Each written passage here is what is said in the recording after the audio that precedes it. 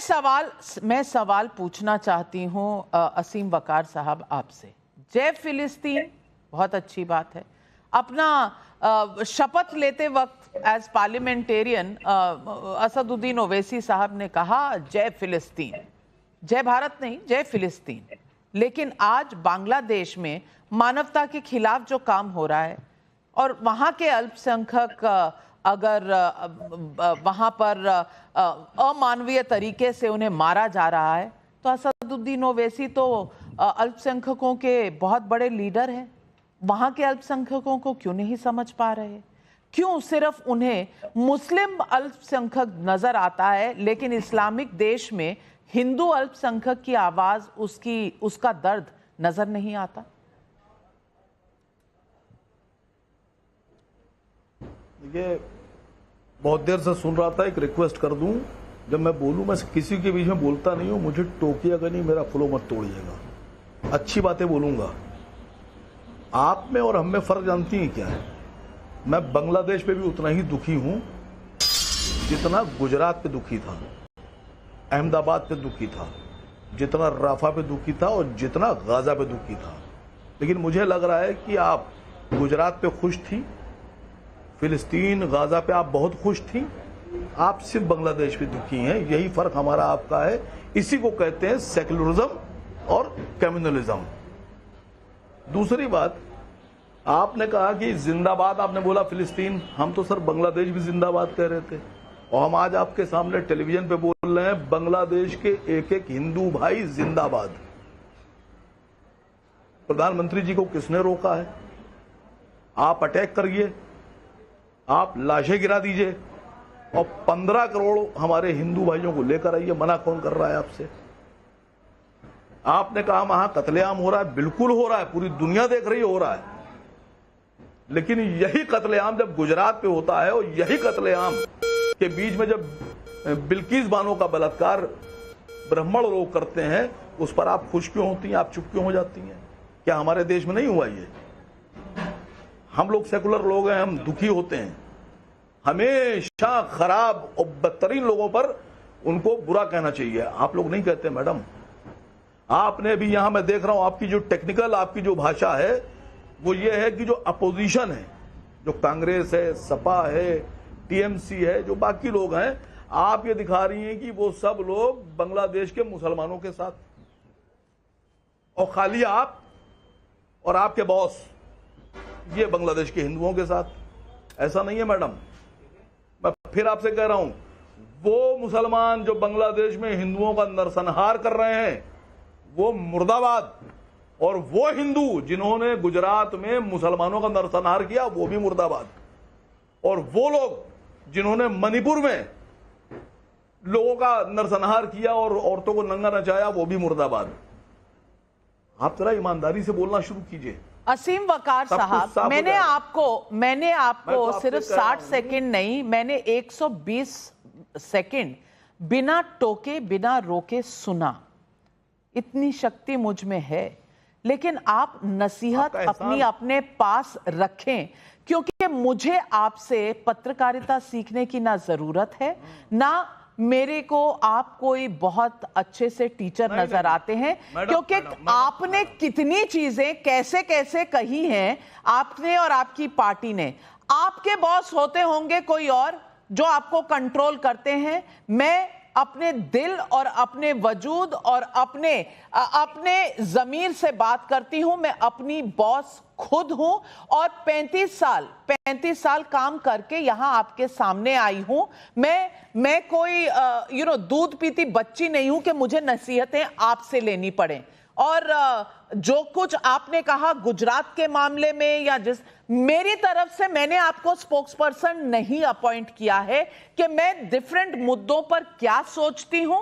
मेरे पास जुबान है, मेरे पास प्लेटफॉर्म है, ये मेरा शो है, और मैं इस पर अपनी जो पॉइंट्स ऑफ व्यू हैं मैं खुद पेश कर सकती हूं। मुझे एक लॉयर या एक स्पोक्सपर्सन असीम वकार के रूप में कतई नहीं चाहिए।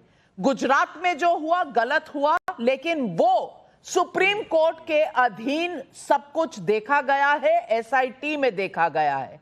आज आपको फिलिस्तीन का नाम याद आया, जय फिलिस्तीन, लेकिन जय बांग्लादेश आज आप शो पर कह रहे हैं। आपने ट्वीट नहीं कहा, बयान नहीं दिया, आज आप सच्चे बनकर दिखा रहे हैं। आज आप यहां बैठकर मेरे सवाल पर महान बनने की कोशिश कर रहे हैं कि हिंदुओं के साथ कुछ नहीं होना चाहिए।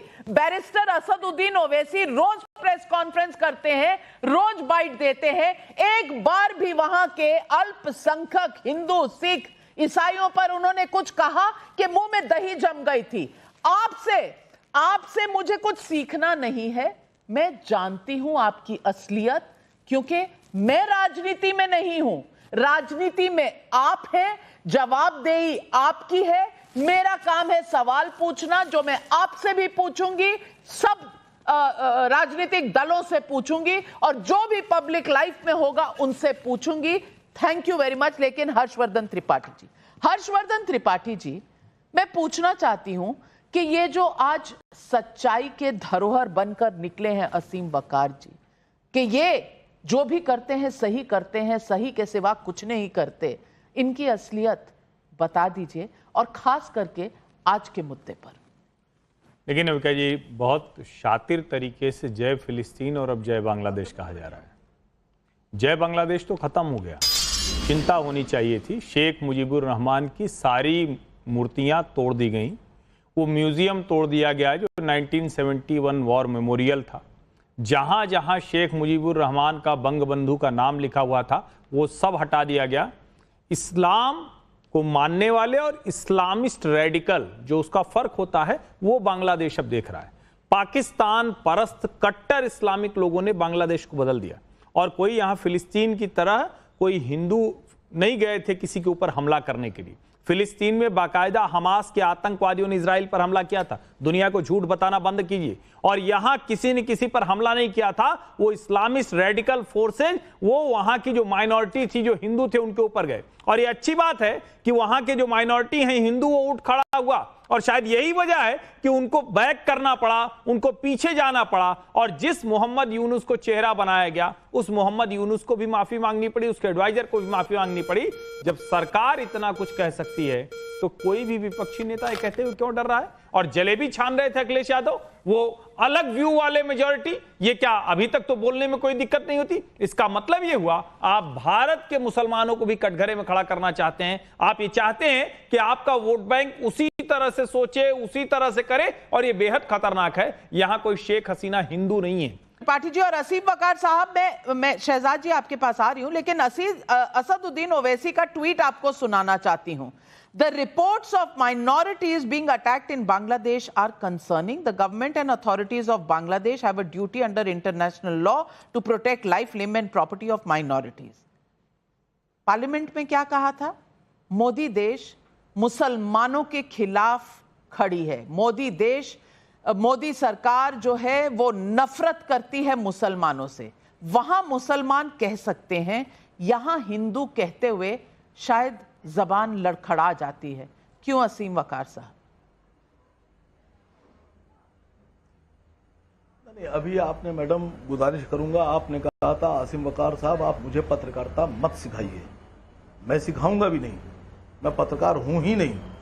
मैं सिर्फ लोगों को इंसानियत सिखाता हूं और सेकुलरिज्म सिखाता हूं। जिनमें अकल होती है वो सीख लेते हैं। थोड़ी सी असदुद्दीन ओवैसी साहब को भी सिखा दीजिए।